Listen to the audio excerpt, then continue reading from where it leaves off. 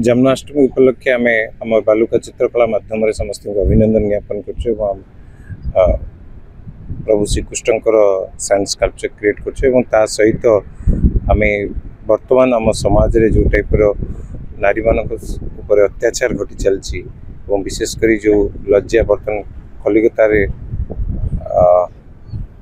घटी नहीं आम आम बालुका चित्रकला देखु जे केमती भाव डॉक्टर आरंभ कर साधारण महिला माने प्रणाम कर भगवान श्रीकृष्ण को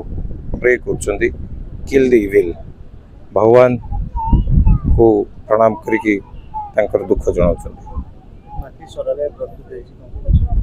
ता सहित माटी सरा को इंस्टॉल करी आम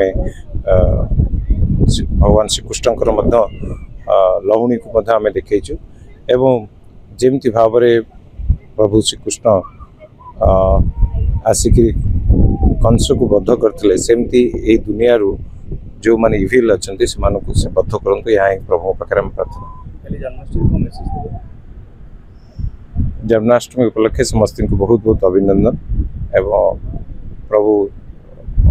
श्रीकृष्ण पाखे प्रार्थना कर समस्त को सुख और समृद्धि। पुरी रवींद्र कुमार को रिपोर्ट मूसिका न्यूज।